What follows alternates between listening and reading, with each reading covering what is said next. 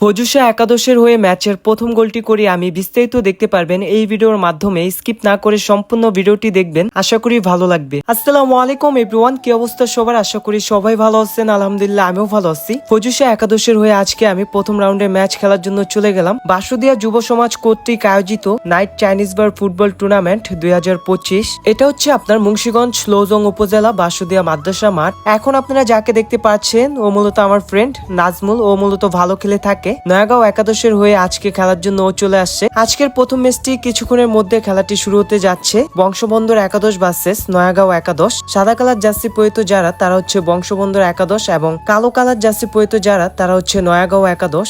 আজকে প্রথম ম্যাচে বংশবন্ধুর একাদশ নয়াগাঁও একাদশের সাথে এক গোলের মাধ্যমে অসাধারণ একটি জয় লাভ করে তারা। কিছুক্ষণের মধ্যে আমাদের ম্যাচটি শুরু হতে যাচ্ছে। এখানে কমিটির যারা ছিল তারা খেলার বিষয়ে গুরুত্বপূর্ণ কিছু কথা বলতেছে। আমরা যারা ফুটবল প্লেয়ার আছি খেলা শুরু হওয়ার আগে অবশ্যই দোয়াটি পড়ে নেবেন। দোয়া পড়াটি একটি গুরুত্বপূর্ণ বিষয়। সেন্টারের মাধ্যমে আজকে প্রথম রাউন্ডে দ্বিতীয় ম্যাচটি শুরু হয়ে গেল, আপনারা দেখতে পাচ্ছেন। আজকে খেলার সময় হচ্ছে 20-40 মিনিট এবং 3 মিনিট লস টাইম। আজকের ম্যাচ হচ্ছে আপনার মালনী একাদশ বনাম ফজুসা একাদশ। আমি মূলত ফজুসা একাদশের হয়ে খেলার জন্য চলে যাই। খেলা শুরু থেকে দোনো টিমেই ভালো খেলতেছে এবং আক্রমণ করতেছে, আপনারা দেখতে পাচ্ছেন। কালো কালার জার্সি পরিহিত যারা তারা হচ্ছে মালনী একাদশ এবং নীল কালার জার্সি পরিহিত যারা তারা হচ্ছে ফজুসা একাদশ। এটা মূলত আমাদের টিম। এইখানে আপনার 16টা টিম অংশগ্রহণ করেছে এবং 32টা টিম হয়েছিল। সবগুলা বাদ দিয়ে 16টা টিম রাখা হয়েছে এই টুর্নামেন্টে। এই ফুটবল টুর্নামেন্টে প্রতি টিমে 5 জন করে প্লেয়ার খেলতে পারবে এবং অতিরিক্ত 2 জন থাকবে। এইখানে এক টিমের প্লেয়ার আরেক টিমে খেলতে পারবে করস ফি 300 টাকার বিনিময়ে। এখানে হচ্ছে আপনার হলুদ কার্ডে 50 টাকা এবং লাল কার্ডে 100 টাকা দিতে হবে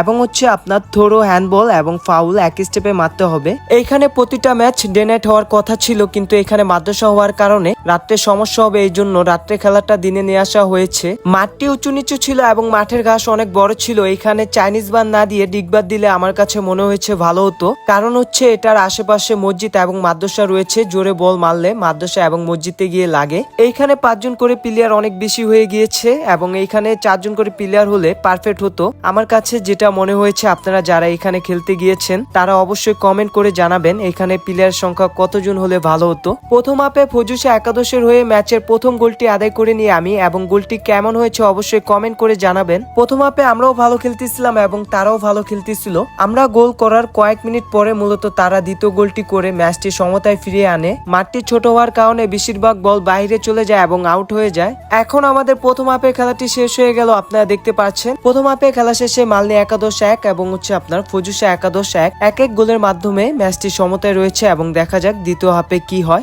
সেন্টারের মাধ্যমে এখন দ্বিতীয় হাফের খেলাটি শুরু হয়ে গিয়েছে, আপনারা দেখতে পাচ্ছেন। ভিডিওটা যদি ভালো লাগে অবশ্যই শেয়ার করে দিবেন, অন্যদের দেখার সুযোগ করে দিবেন। দ্বিতীয় হাফে মালনী একাদশ তাদের দ্বিতীয় গোলটি করে আমাদের থেকে 1 গোল লিডে চলে যায়। খেলা শেষ হওয়ার 5 মিনিট আগে মালনী একাদশ তারা 2টা গোল করে এবং তারা দ্বিতীয় হাফে মোট 3টা গোল করে, যেটা কিনা আমাদের প্লেয়ারের অনেক ভুল ছিল। প্রথমটা হচ্ছে আমাদের প্লেয়ার ড্রিবলিং করতে গিয়ে বল মিস্টেক করে, আরেকটা হচ্ছে আমাদের ডিফেন্ডার যিনি ছিল তিনি বল মারতে গিয়ে মিস্টেক করার কারণে আমাদের গোল রক্ষক ডস খেয়ে যায়, সেই ক্ষেত্রে একটা গোল হয়। এবং আরেকটা হচ্ছে আমি পাস দিয়ে আমাদের প্লেয়ার ড্রিবলিং করতে গিয়ে মিস্টেক করে। দ্বিতীয় হাফে মালনী একাদশ 3টা গোল করে, যেটা কিনা আমাদের প্লেয়ারের অনেক ভুল ছিল, যার কারণে 3টা গোল করতে পারে তারা। এছাড়া আমরা অনেকগুলো সুযোগ পেয়েছিলাম কিন্তু আমরা কাজে লাগাতে পারিনি। আমাদের প্লেয়াররা যদি মিস্টেক গুলা না করতো হয়তো বা ভালো কিছুর আশা করতে পারতাম আমরা। ফজুসা একাদশের সাথে মালনী একাদশ 4-1 গোলের মাধ্যমে অসাধারণ একটি জয় লাভ করে তারা। তাদের জন্য শুভ কামনা রইল। এছাড়া সবাই আমাদের জন্য দোয়া করবেন যেন আমরা সামনের ম্যাচগুলোতে ভালো পারফরমেন্স করতে পারি। আজকের ভিডিওটা এই পর্যন্তই ছিল। যদি ভালো লাগে অবশ্যই শেয়ার করে দিবেন, অন্যদের দেখার সুযোগ করে দিবেন।